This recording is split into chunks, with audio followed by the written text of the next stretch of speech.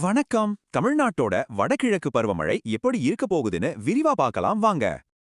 அப்பாடா, ரொம்ப நாள் காத்திருந்ததுக்கு அப்புறம் இப்பதான் பருவமழை மாநிலம் முழுக்க தீவிரமடைஞ்சிருக்கு. தெரியும் இல்லையா? தமிழ்நாட்டுக்கு இந்த வடகிழக்கு பருவமழை தான் உயிர் நாடி. நமக்கு தேவையான முக்கிய மழையையே இதுதான் கொடுக்குது. சரி, அடுத்த 10 நாளைக்கு என்ன நிலவரம்? 2 கட்டமா மழை பெய்ய போகுது. நடுவுல ஒரு நாள் பிரேக் இருக்கு. முதல்ல தென் மாவட்டங்கள்ல இருந்து ஆரம்பிக்கலாம். அங்க இப்போ என்ன நிலவரம்னு பாப்போம் வாங்க. ராமநாதபுரம், தூத்துக்குடி மாதிரி கடலோர பகுதிகளில் கனமழைக்கு வாய்ப்பு இருக்கு.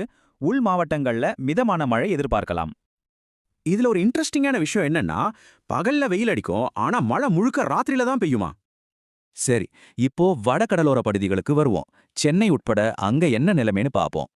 இங்கேயும் மழை பெரும்பாலும் ராத்திரி நேரத்துல தான். ஆனா எல்லா இடத்துலயும் பரவலா பெய்யாது, விட்டு விட்டு பெய்யும். டெல்டா பகுதிகளை பொறுத்த வரைக்கும் கடலோரத்துல கனமழையும் உள் மாவட்டங்கள்ல மிதமான மழையும் எதிர்பார்க்கலாம்.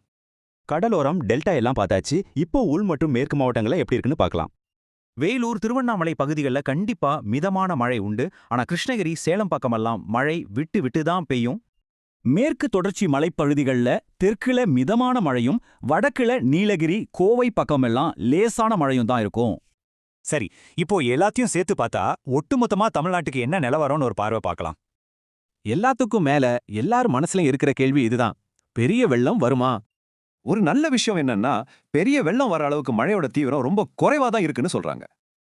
மொத்தத்துல இத்தனை நாள் இருந்த வறண்ட வானிலைக்கு இப்போ ஒரு முடிவு வந்திருக்கு. இது ஒரு நல்ல மாற்றம். இந்த மழை முடிஞ்சதும் அடுத்து என்ன? நவம்பர் கடைசியில ஒரு புயல் உருவாக வாய்ப்பு இருக்கா? பொறுத்திருந்து பார்ப்போம்.